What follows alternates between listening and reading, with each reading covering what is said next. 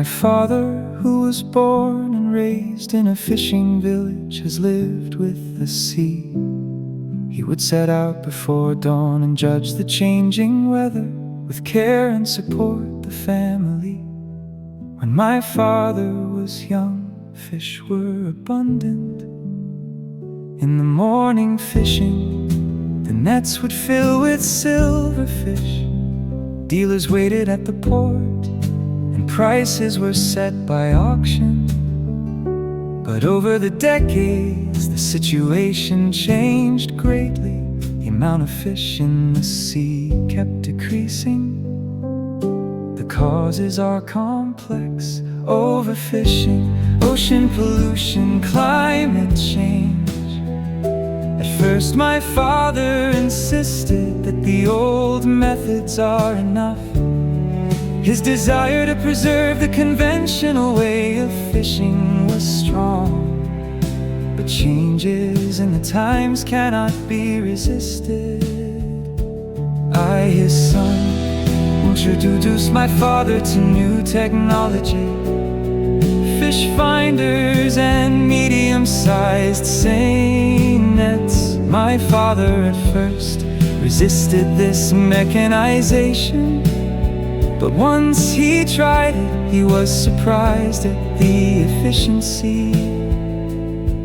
Fishing methods must evolve, he came to say with a laugh. But efficiency alone is not sustainable. At the same time, we established closed fishing zones and made sure not to take too much based on relevant scientific evidence. We monitor the fish population and aim for sustainable fishing. My father now passes his experience on to younger fishermen, so that the bounty of the sea reaches the generation of our children and grandchildren. That is the shared wish of my father and me.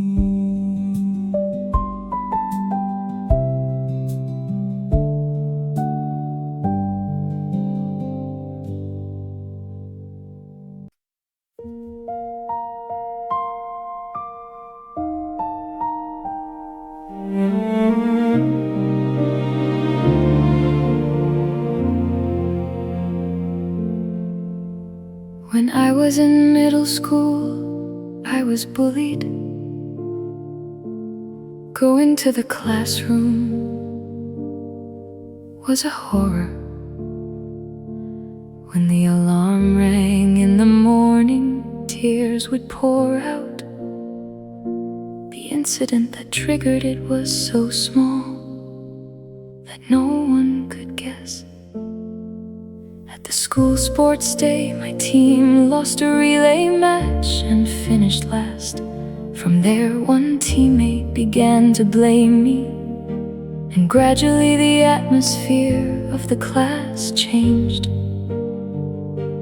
Garbage was placed inside my desk.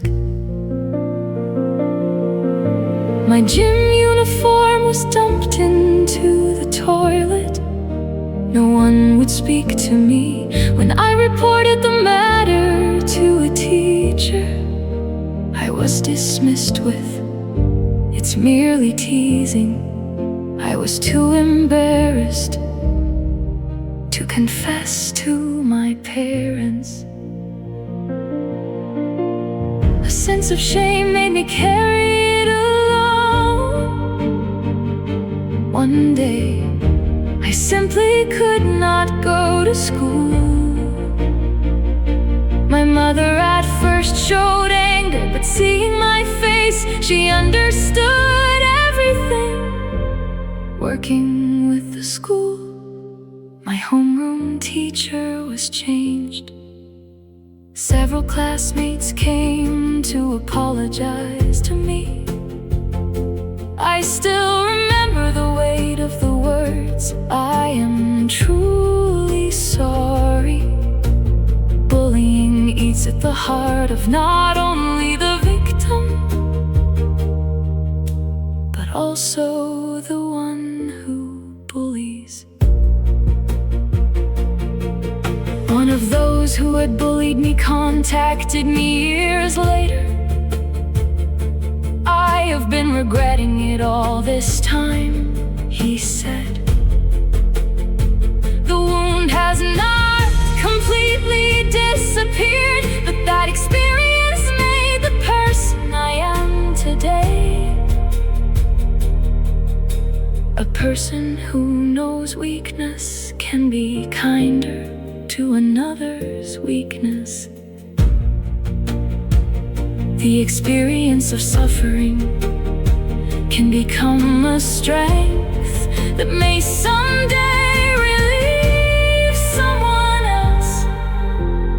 Now, as a teacher, I keep telling children, you are not alone.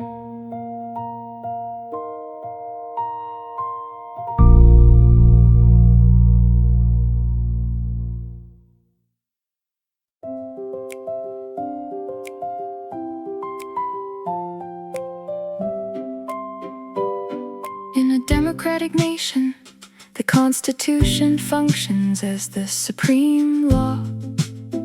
All laws are placed under it, and laws that violate it are declared unconstitutional and invalid. The Japanese Constitution came into force in 1947.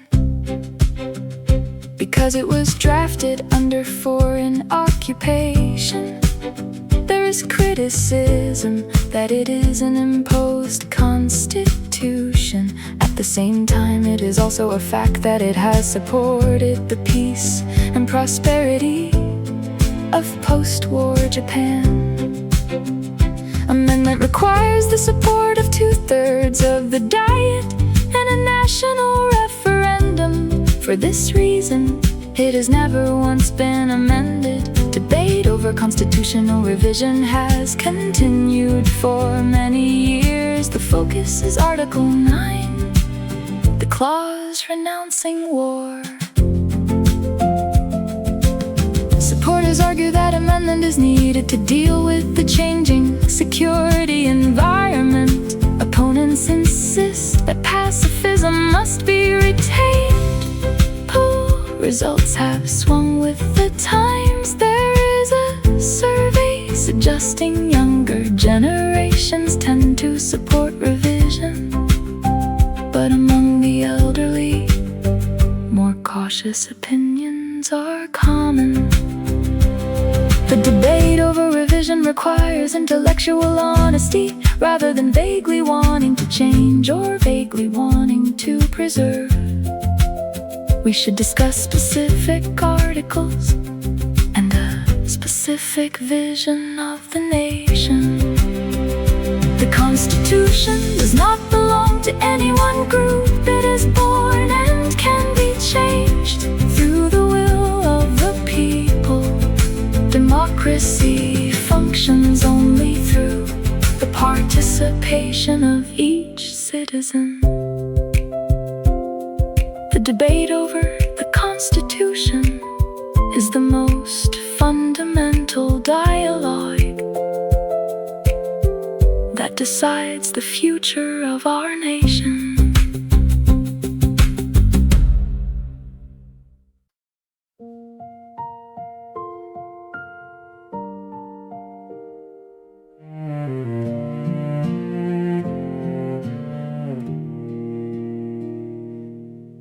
My family is raising 8-year-old twin daughters, Emma and Sophia. Their resemblance is striking, but their personalities are characteristically different. Emma is logical and thinks about things in an orderly way. She is good at math and science, and she often devises puzzles to entertain the family. Sophia, on the other hand, is sensitive and artistic. She draws, sings, and reads out the stories she has made up to the family. Even adults can be astonished at her power of expression. Genetically identical twins share nearly the same genes, yet as they grew, each one's personality has become more and more distinct. This provides an interesting reference for studies of nature versus nurture. Genes alone do not determine personality. Environment, experience, and the person's own choices shape each one. If even twins differ, of course, every human is unique. What matters in raising a child is respecting each one's personality, making Emma draw the same picture as Sophia is pointless. Making Sophia solve the same puzzle as Emma is painful. The parent's role is to cultivate each child's strengths. But parents are not the only ones who raise excellent human beings. School teachers, friends, local community, and the child's own effort, all together, they shape a single person. Emma and Sophia are growing up today, quarreling and laughing. As they grow up, what kind of adults will they become? As a parent, I am eagerly looking forward to it.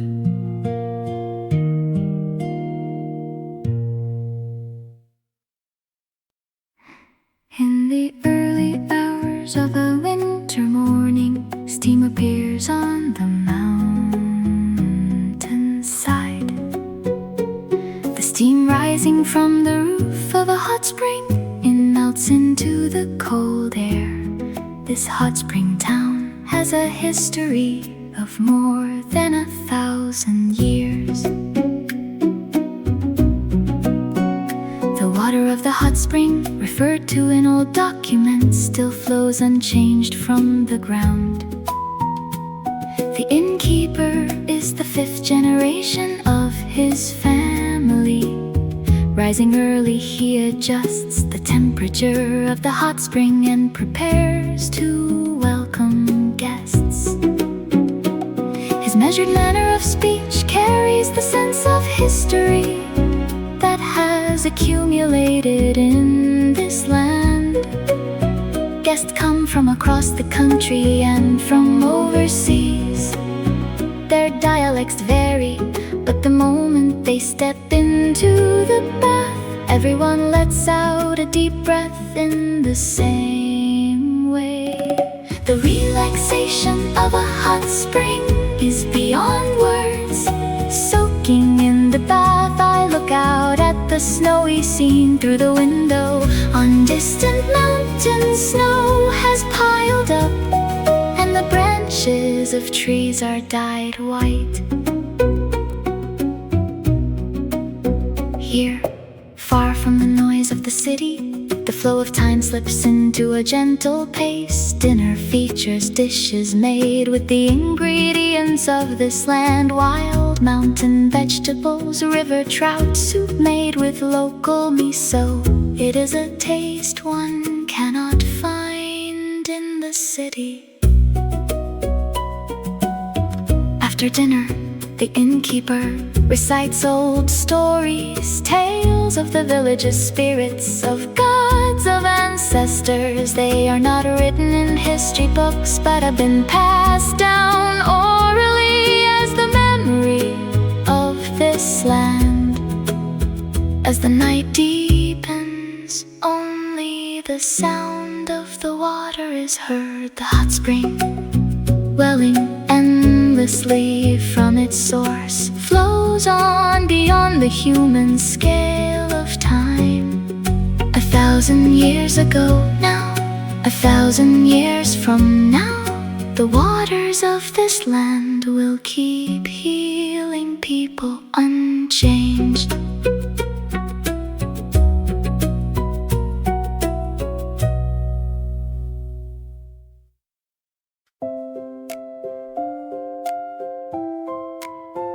The relationship between politics and money has been, across time and place, an enduring issue of democracy. A politician swears to represent the will of the voters, but in reality, they are bound by the source of campaign funds.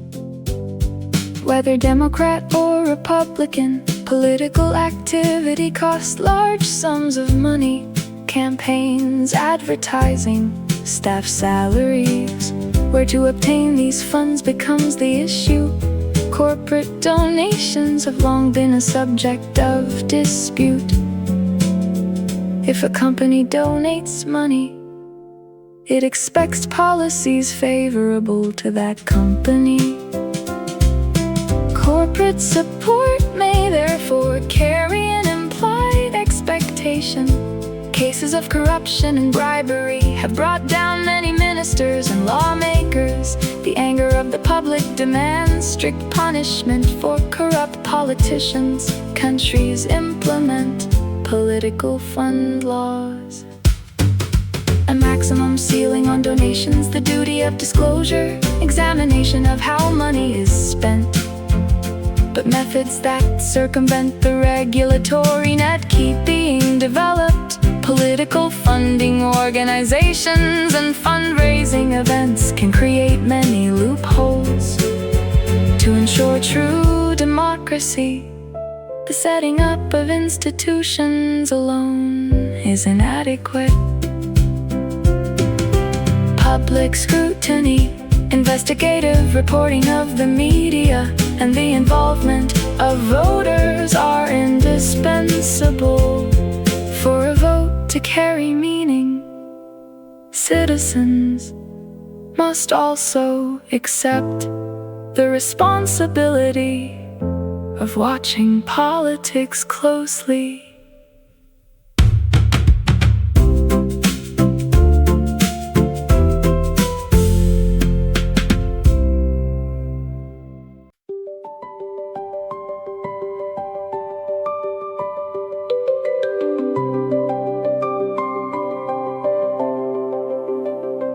In the 1960s, the poverty of developing countries was a problem that many developed nations preferred to ignore. In many countries of Africa, Asia, and South America, hunger and disease caused people to suffer. But an agricultural scientist took action, Norman Borlaug.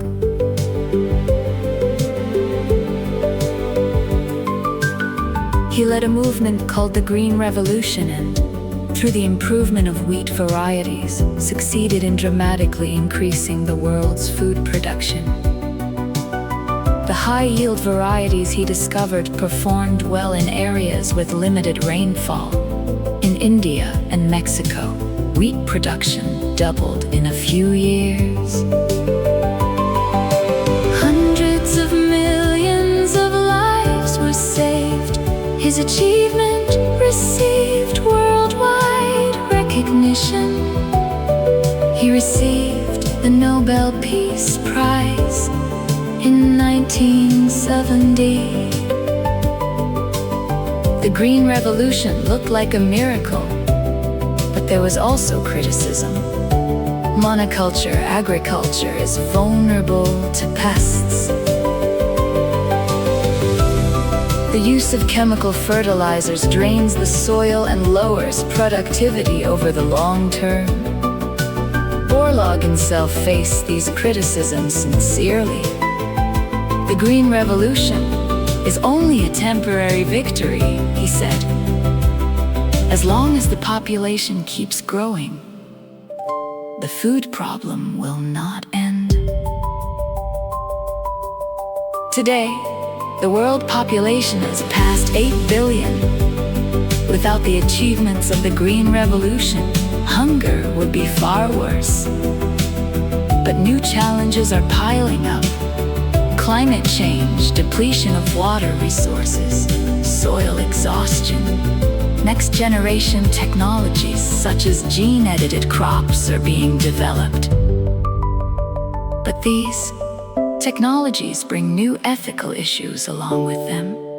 Food security is a high priority issue that every government must confront.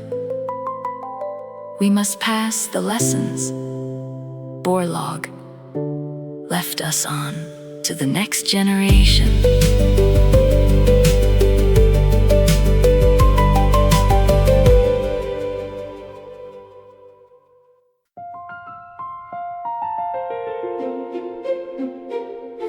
The birth of cinema was a miraculous invention at the end of the 19th century.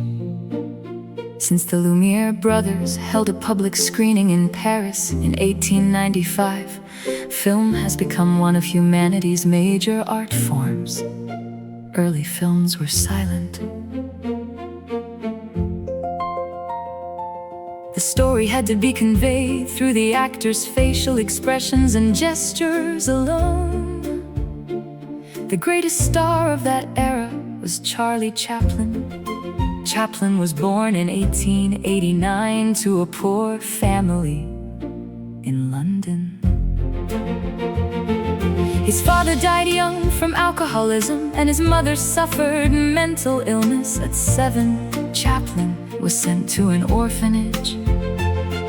His childhood was a battle against awful poverty. He survived on simple soup and stale bread. But that experience gave depth to his later work. At 25, Chaplin crossed to Hollywood and invented the character of the tramp. A bowler hat, a cane, a tiny mustache, shoes too big. This figure was loved around the world. His films were comedies, yet they sharply depicted the contradictions of society. Modern times satirize the alienation of industrial society. The great dictators satirized Nazi Germany.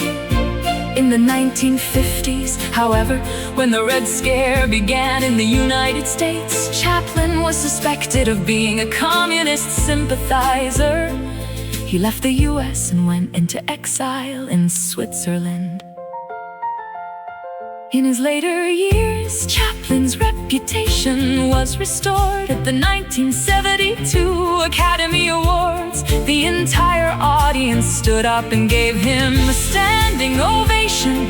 The prolonged applause became one of the most memorable moments in Oscar history.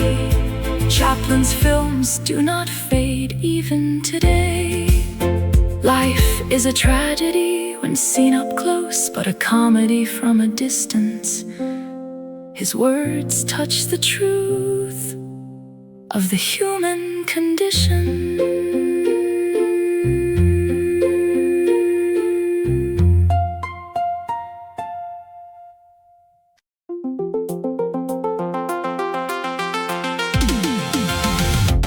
Space development was once an undertaking carried only by nations.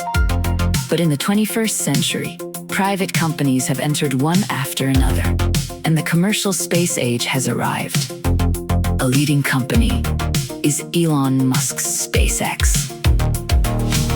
It developed reusable rockets and dramatically reduced launch costs. It achieved, in the private sector, technology at the same level as national space programs. Mars colonization, too, rather than a work of science fiction, has entered a concrete stage. A giant rocket called Starship aims for a crewed Mars flight in the 2030s. But in practice, the challenges pile up. The one-way trip to Mars is 6 to 9 months. Cosmic radiation, osteoporosis, psychological isolation. To solve these problems requires many years of research. Even when one arrives on Mars, the environment is unsuited to life. The atmosphere consists mainly carbon dioxide, and temperatures are below zero. Water freezes and plants do not grow. Even so, humanity keeps taking up the challenge. Why? There is no single answer, but the scientist Carl Sagan said, Earth is only a small dot. By living on multiple planets, humanity increases its chances of survival.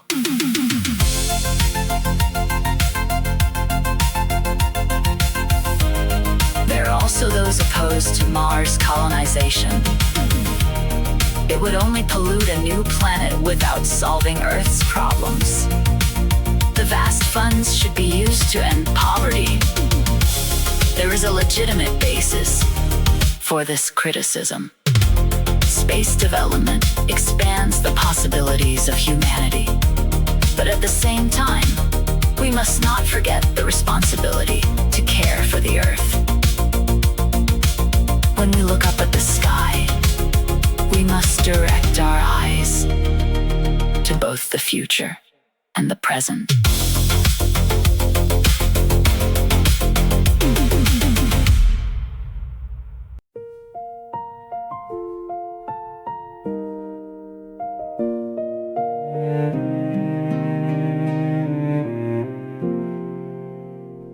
My mother began studying English at 60. Having been a homemaker for many years, she made the decision when her grandchild was born. At first she struggled even with pronunciation, trying to make sounds her mouth was not used to. She would stretch her lips again and again. She patiently corrected herself from reading tap as tapu. But my mother was determined. She would get up at 6 every morning and listen to English lessons on the radio. After breakfast, she would read the textbook for an hour, committing the words to memory. After half a year, she could handle simple daily conversation. After a year, she gave directions to a tourist. After 3 years, she wrote an English essay at a university extension course. My mother's progress was somewhat slow but steady. The secret was keep doing it every day. Even a short amount of time continued for 365 days becomes a vast sum of hours. When her grandchild turned 5, she began speaking English with him. The grandchild was amused to see his grandmother speak English. Then he too began learning English. My mother's story teaches me something important. Too late is only an excuse. If the desire to learn is real, one can begin at any age. Modern society imposes the pressure on young people that you must work hard while young. But in an age where people live to 100, learning is a lifelong pursuit. My mother is 65 this year. She is now planning her first solo trip abroad. The destination is London, to make her own way through the world in English. That is her new dream.